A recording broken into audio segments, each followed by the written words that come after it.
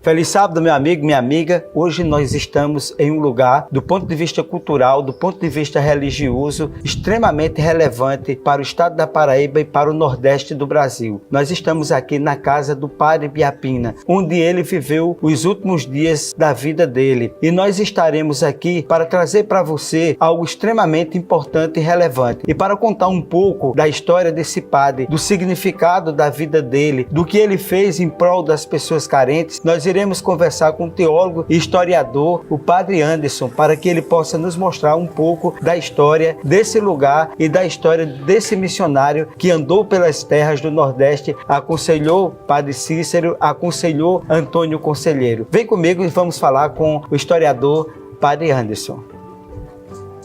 Bem, a história do Padre Biapina é uma história muito interessante, principalmente em referência a toda a trajetória dele.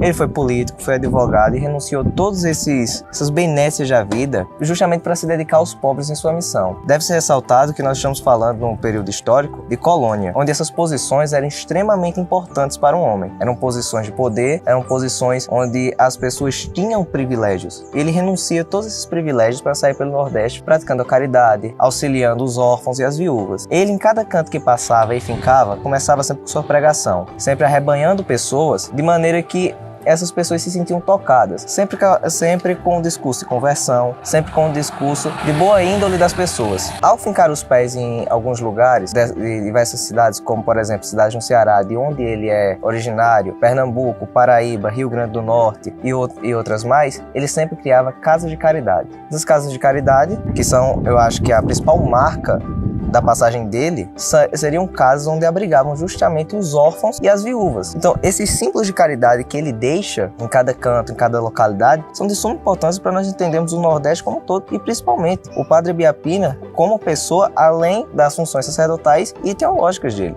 Uma das principais marcas que ele deixou, principalmente aqui em Santa Fé, foi a principal casa de caridade dele, que se encontrava aqui, onde é o único canto, depois de João Pessoa, fora de João Pessoa, evidentemente, era o único local onde tinha a roda dos enjeitados. Isso é de uma profundidade. Se aplicar uma roda dos enjeitados em um local de caridade, é de uma profundidade, diria até que humana.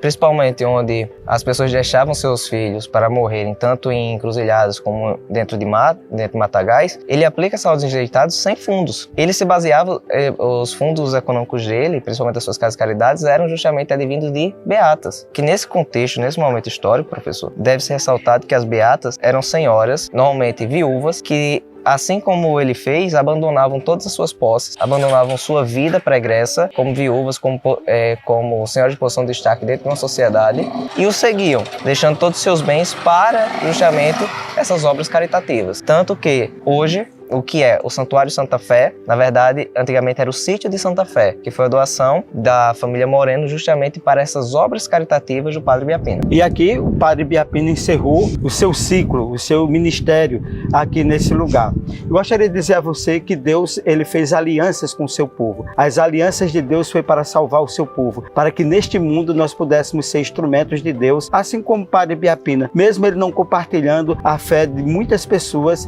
que muitos têm outras tradições, mas ele foi um homem que com pouco que ele recebeu, ele fez muito. Sejamos administradores fiéis e que Deus possa nos usar para que a partir das alianças que ele fez com cada um de nós possamos sermos bons administradores, sejamos instrumentos nas mãos deles para ajudar as pessoas, para que as pessoas elas entendam que Deus nos coloca nesse mundo para nos tornar uma bênção também para a vida de outras pessoas. E esse homem, mesmo não fazendo parte da tradição religiosa de muitas pessoas, mas ele fez muito com o pouco que ele recebeu. E hoje nós temos um estudo maravilhoso, queremos estudar com o nosso querido amigo e irmão teólogo Josias. Ele vai nos trazer um pouco dessa lição e de tantas coisas importantes e relevantes. Vem comigo no estudo e vamos conhecer também um pouco da Casa de Caridade do Padre Biapina. Um feliz sábado, meu querido amigo, minha querida amiga. Mais uma vez, é uma grande alegria, uma grande satisfação estarmos juntos para mais uma lição da Escola Sabatina. Hoje nós estamos em um lugar cultural, um lugar que faz parte da memória da nossa região, aqui no município de Serraria, o Engenho Martininho. Um engenho extremamente importante e relevante, com uma bonita paisagem geográfica que nos traz nesse espaço a memória de tantas coisas que aconteceram aqui para que pudesse esse espaço se tornar um lugar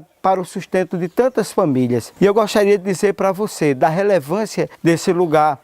Aqui nós temos muitos engenhos que produzem, a partir da cana-de-açúcar, muitas coisas que são importantes para a economia desse lugar. O que é que nós temos feito com a economia que Deus nos deu a condição de trabalhar para o nosso sustento? E, acima de tudo, nós reconhecermos que tudo isso aqui, que é lindo, belo, bonito e maravilhoso, tudo pertence a Deus. A minha vida, a sua vida, a minha história, a sua história, a nossa memória, a nossa cultura, tudo deveria pertencer e tudo pertence a Deus. O que é que nós temos em nossa vida que não pertence a Deus? Se a minha casa, se os meus sonhos, se a minha realidade, se os meus projetos de vida não pertencerem a Deus, vai pertencer a quem? Lembre-se daquele que tudo fez, daquele que tudo faz, daquele que tudo criou, aquele que é o mantenedor da vida da nossa existência. O Deus mantenedor, o Deus criador, o Deus salvador, Ele está aqui para nos dizer que nós devemos render a Ele toda a honra, toda a glória e todo louvor. E, acima de tudo, dizer para você, meu querido amigo, minha querida amiga, que Deus, Ele deseja que eu e você, todos nós venhamos a colocar Ele em primeiro lugar, porque a Ele toda a honra, toda a glória e todo louvor. Vem comigo, hoje mais uma vez com o nosso querido amigo teologando, Josias Dutra. Ele vai nos abordar sobre o pacto do dízimo, para que assim nós possamos fazer com que a nossa história seja abençoada.